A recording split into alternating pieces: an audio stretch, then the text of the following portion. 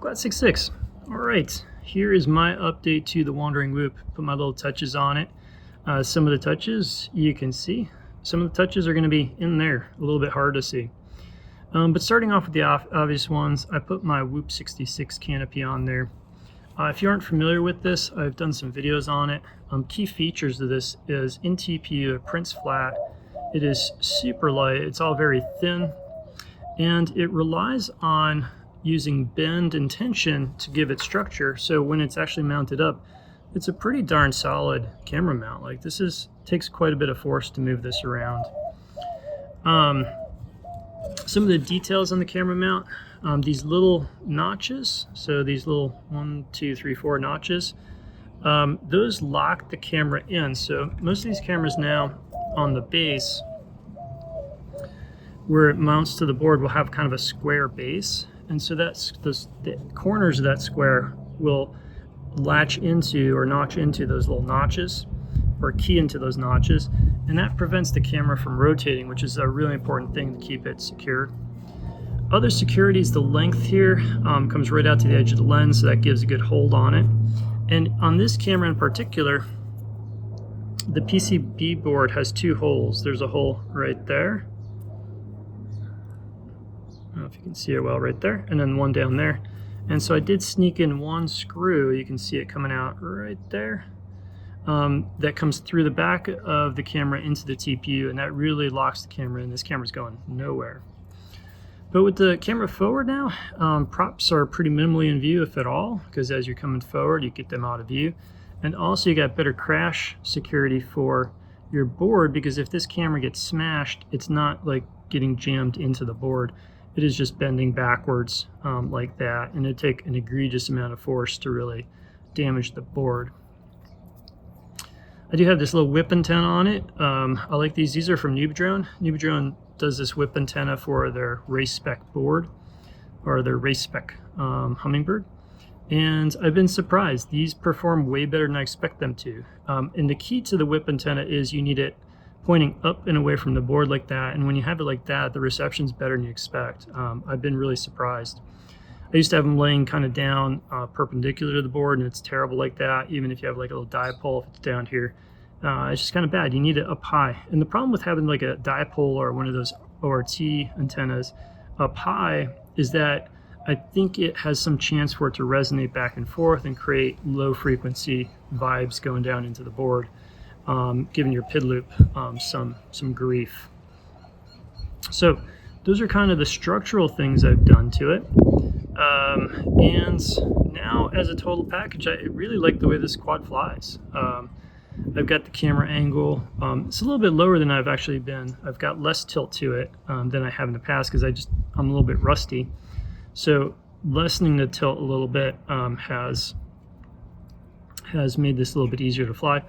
It's kind of been fun with like flying things that other people like, flying other assumptions or flying other preferences. Tri-blades. Tri-blades for me are a little bit back. 2 reasons for that. One is with the bi-blades, when I'm on my game, I love the bi-blades. You know, when I am flying well, I love the instant feed, the instant response of the bi-blade. The tri-blade doesn't quite give you that, but tri-blade gives you a couple other things back. One of the things it gives you back is that it's got better bump tolerance. The PID, when you bump something, the PID freaks out less, and so you get less of those like ding and the quad spins out of control kind of situations. So I've been liking that, especially since I'm a little bit rusty and bumping stuff a little bit more. And then the other part too is tri-blades, a little bit easier with the balance. So this quad actually cleaned up really well, and I'll show you the tune. I'm going to plug this into Betaflight in a second here.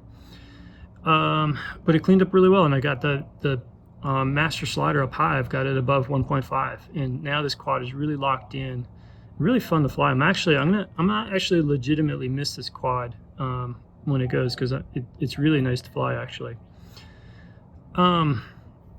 So yeah, the other changes are going to be to the tune.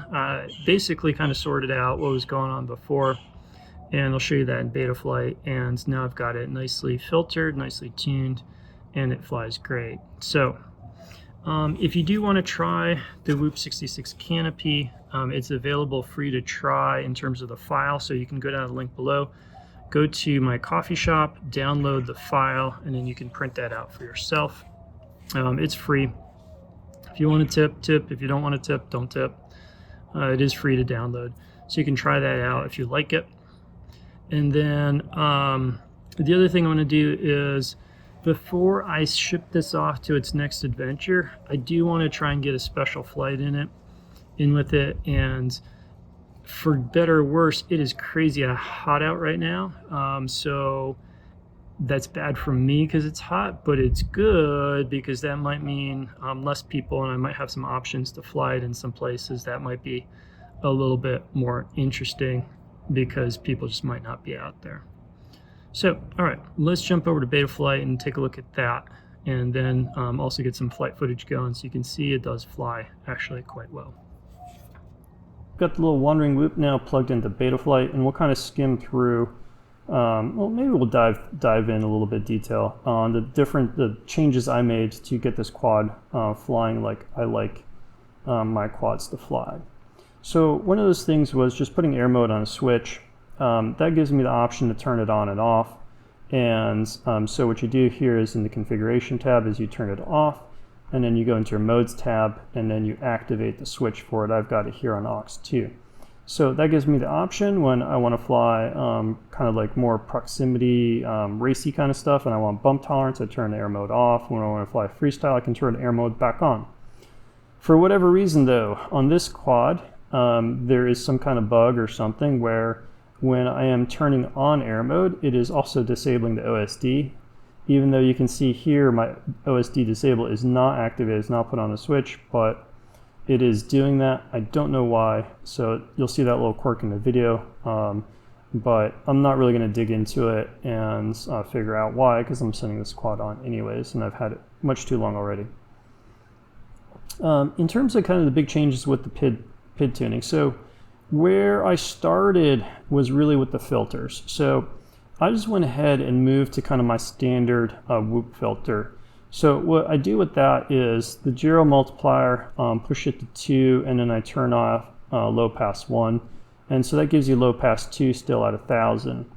This is different than what Ciati was doing, because Ciati was trying to use the Brandon strategy, Brandon's Baked Beans, where he turns off the gyro built-in filtering, and to do that you'd have to go into the CLI, the command line, and to change that. And the default now with these BMI gyros is to turn it on to the highest filtering.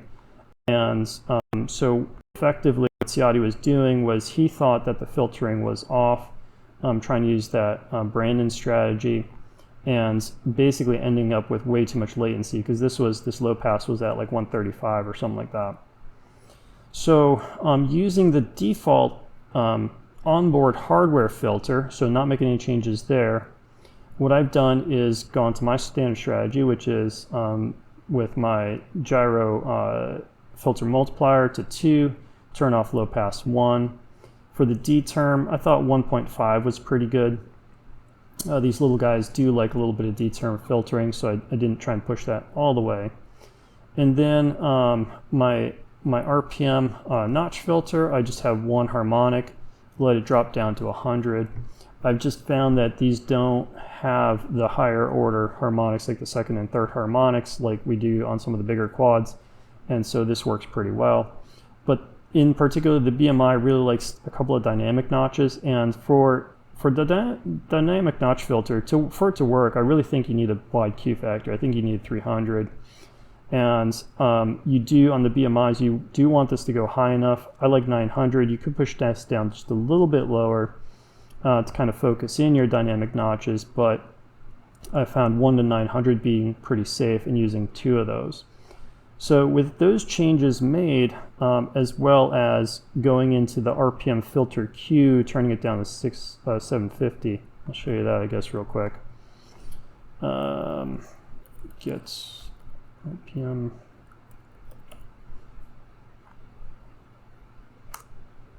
So you can see the RPM filter Q at 750, so pretty narrow. That gave me a good place to start with the filtering, and that let me really push up my PIDs. So what I did with the PIDs is, the first one I did is I moved my feed forward up to 1, and that brings it in line with where I like. I think the Betaflight devs have done a good job. Basically, like most of these settings work well, I think, around 1, and then generally pushing your master multiplier. And so Ciati was only able to get the master multiplier around 1.05, and I agree. Like with where it was at 1.05, it was kind of having issues, and that gave you like a proportional on the roll down around 47. The quad was sloppy. It was not locked in. And by changing the filtering, we could push the PIDs, and you can see I got this master multiplier all the way up to 1.65. You can go even a little higher, but for me that was starting to get a little bit bump intolerant. It was starting to get a little on the edge. 1.65 seemed pretty safe. And now you can see nice high proportional, 74, 85. Now this isn't as high as where we used to be with Patrick J. Clark and Project Mockingbird. You know, we were pushing these things up crazy high. Like stupid high, well above 100, and we don't quite need that anymore because our quads are so much more powerful now. But still, nice and high. You know, this is good. And with the flight footage, you know, I'll show you that. You know, I think that this really worked really well. Other things: thrust linearization on at 20%, VBAT side compensation. I left dynamic idle off, and I went to where I settled a motor idle of 8%. And let me see also, I think receiver. Yeah, I went to, from my receiver, my stick smoothing, my set point smoothing, I did auto factor of 30. This is kind of like, that's the default. Back that way down from Ciati's like 140. He had this up at 140. And so with these changes, this quad now has my personality in terms of the tune. I think it's really locked in. Is it as cinematic as some people might want? No, absolutely not. But it is a, you know, if you really like to, I feel like have a good feel, a good direct connection with the quad, I feel like this tune really gets it there to where you can make these like instantaneous little micro adjustments, and the quad is right there with you. So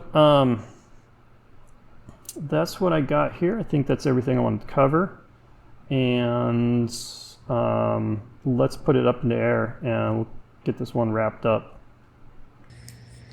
Okay, so I'll show you where this tune ended up. I've got it in air mode, and for whatever reason, air mode turns off the OSD. See, that's air mode off, air mode on. Don't know why it does that, but it does. So I'll show you the tune here though. Couple of things to do. So this is just that little like kind of float test. So you kind of punch it up and let it drop, and you're letting it drop through its own little prop wash. And you're looking to see, you know, is it doing anything odd? And then when you're throttling up, checking different points in the throttle, you're looking at, is there any bad stuff going on? Like, is it kind of spinning up more than it should? Or are the motors coming clean on and off like you should be able to hear here? So I give it a punch, cut the throttle, and it's clean on and off. There's no weird like motors continue to spin when you're not commanding them to. So that's a pretty good sign on the tune right there. In terms of like the step response, this one you have to kind of take my word for it, but now when I move the quad, that feels extremely locked. So when I give it a quick left or right deflection, or roll left or roll right, to me the quad moves pretty much doing exactly what I'm telling it to do. Then looking at our snap rolls, let me get a clean launch for you here. What we should hear is a clean on and off. There it was. Do you hear at the end how it's catching? There's a nice, real clean right at the end of the snap roll as the motors are decelerating. It's not doing any like kind of bouncy stuff there, and it sounds very clean on and off. So if you don't have black box, these are some of the things that we're kind of looking for. And obviously you fly it around too. You know, you got to make sure that it feels good when you fly it. And so you want to do that and check it out and make sure that it's doing good, you know, working well for you. But those are some things that I look for specifically when I am checking if the tune is spot on. Other things too is like come in just like bump stuff a little bit. So if your tune is kind of really hot, it's going to freak out with stuff like that. So instead of just kind of coming up and, you know, deflecting a little, it's going to do some nutty stuff. And why is my battery already showing low? No, battery's fine. That one's just sagging. So with air mode on, it is, I guess this battery is done. Am I cooked? Yeah, pretty much. Let me swap this battery. For whatever reason, this board, it takes a minute for the receiver to, like, I don't know, do whatever it does. See, like right now we got the,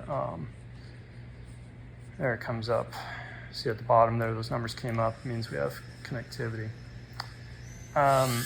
So let's see, okay, let's put this back into air mode. And you can see that's air mode off. Air mode off. That's why when I fly sort of like proximity stuff, so kind of my little house race course here, I'll turn the air mode off because I feel like I'm fairly likely to bump stuff, and I want the quad to be as non-responsive to bumps as possible. And when you turn air mode off, that is true. Also, when I'm flying like this, I'm never coming down to zero throttle. I'm always on just a little bit of throttle at least. And so air mode's really not, having air mode off, it's not really coming into play because I'm never at a point in throttle where air mode will actually be really kicking in.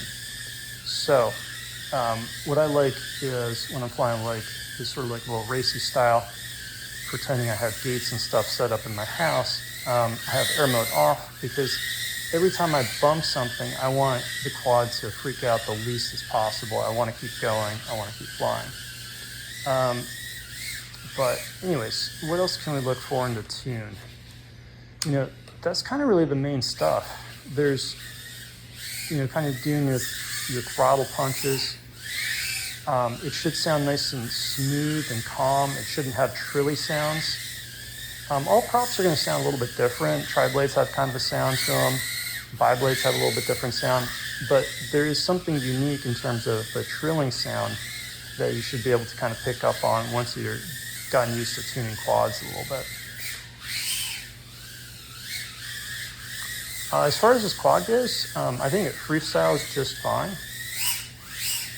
You can catch stuff, you know, it's plenty powerful.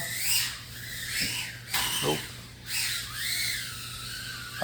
Can catch, you know, power loops, and I'm not showing a very good example of it. But I can catch like power loops and things just fine. And I feel like for, did I lose a prop maybe? What's going on here? It's that Ciadi style drilling out his props. As far as in this small space, I feel like I really didn't give up much on the reception with the VTX. Hopefully that's coming through. I'm recording this on these Fat Shark Scout goggles, which I'm not flying on because they have the better DVR than my regular Fat Sharks. It's like the 30 versus 60 frames per second or whatever it is. But anyways, I think this is a really nice flying quad. And after this battery, I'm going to throw in one more and try and give you a continuous flight so you can kind of get a sense of the flight time with it.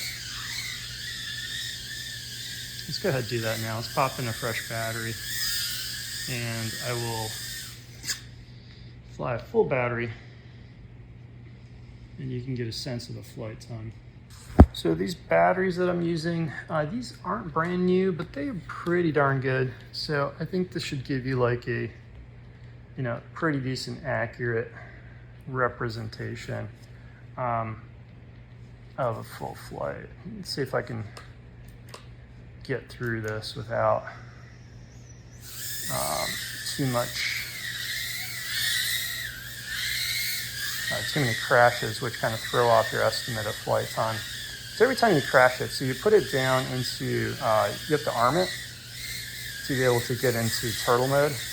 And there's kind of a second of like, you know, you're just not really spinning motors. So if you crash a lot, it can kind of give you an artificially inflated sense of your flight time. So it's good to not have to turtle out, because that's going to change this. And so I'm trying intentionally to fly like, you know, on the throttle. And so, try not to baby it too much, because, you know, if you're kind of just hovering a lot, obviously that's going to give you some more throttle as well. If you're outside, clearly your flight time is going to decrease. And then if you're inside, just because you're constrained more, unless you're like one of those really, truly super fast racer pilots, you can fly full throttle in small spaces. You know, you're just going to get more flight time because you're more into mid-throttle in the tighter spaces.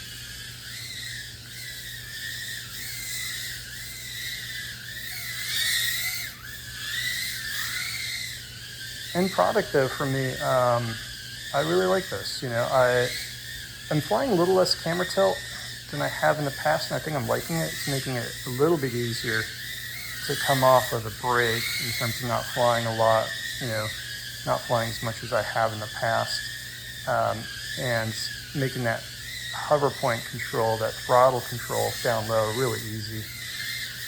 Particularly when you can see that is when I come through here and kind of line up for this one. It's just really easy to keep the quad at the right height that it needs to be when you're sort of flattening it out and sort of slowing it down. That's normally a trouble spot for me when I'm flying a little bit more camera angle, kind of that kind of stuff right there. Sort of got in trouble there a little bit, but the tri-blades, yeah, not quite as like uber responsive. It's not quite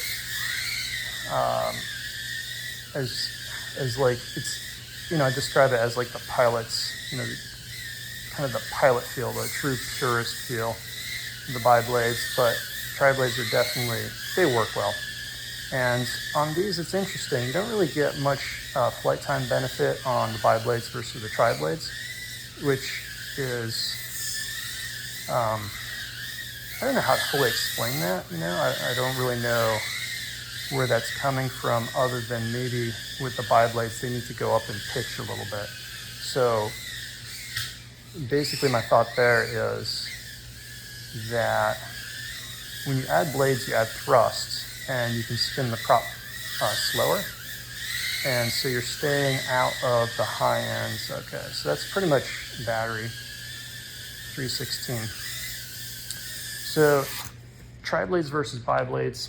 If HQ went ahead and kicked up the bi-blade so that you get the same thrust at the same sort of RPM, or, you know, closer than what it is, then you'd probably get that efficiency back, and you'd probably see the bi-blade pull ahead of the tri-blade in terms of efficiency.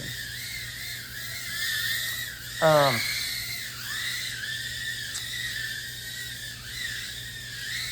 feel like I just put in a brand new battery. It's probably the tail end of things I had to talk about.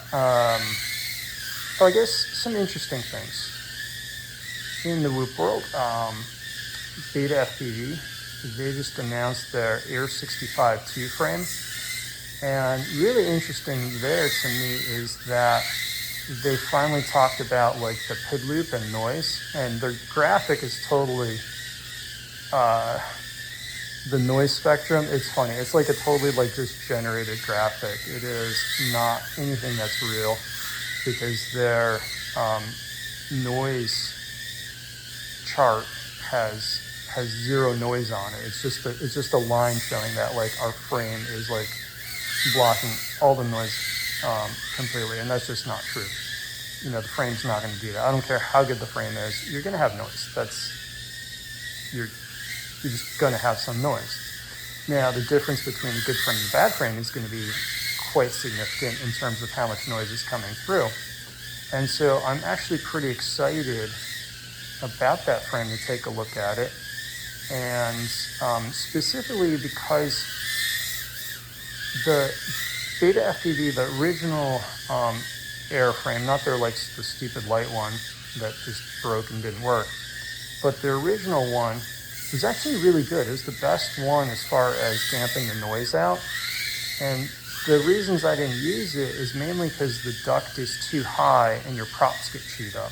And that was more compelling of a reason, even the weight. So the CNCdrones frame basically did a fair trade-off in terms of the noise. So it took away weight, added noise, but not so much that it was like ruined the flight experience. And so you kind of like, everything's balanced. So, weight versus noise, those are both important things and they both have their benefits. CNCdrones, I think, made some good compromises. And in particular, the thing they really did well is they got the duct height correct so that your props survived on that frame much better than the Air 65 frame with these little 0702 motors. And I think, the Rotorbuilds with the 65 millimeter frames, that's just simply where this world has gone to. It's 0702. It's like 0802s are done. They're not coming back, I don't think. And so the frames really should reflect that. So, but it's to me really interesting because this is the first time I'm seeing a manufacturer actually coming out and saying, hey, we tried to optimize this to get the PID loop to work well, to bring down the noise, to free up that PID loop to do what it needs to do. And so to me, I'm kind of excited to test those out and compare their claims. And maybe we have a better frame. Maybe there is a better frame than the CNCdrones, because the CNCdrones one's good, but not perfect. So that's looking like another battery here. So 328, 330. So pretty decent flight time. I think as far as flight stuff goes, I'm gonna call that, and then let's take it to the bench for a final wrap up. I'm going to go ahead and call this done for me as far as the wandering loop goes. This is a project I really did enjoy. I wish I had a little bit more time and energy right now to really do it full justice, but I think I still did a pretty good job getting the canopy on there, getting the tune dialed in. I've got some fresh props ordered, so those will come in. I'll get those changed out before I send it off. Hopefully wherever this one ends up, somebody next has some time to either take it out to some places that Whoops haven't been, or maybe fly in some places that are iconic for Whoops to fly, and get some more perspective, get some more input on it, and some new changes to it. So it was a really fun project. I was glad to be a part of it, and I am sad to see this go because I really do enjoy the way it flies. All right, with that, I'll send this one off. Until next time, cheers.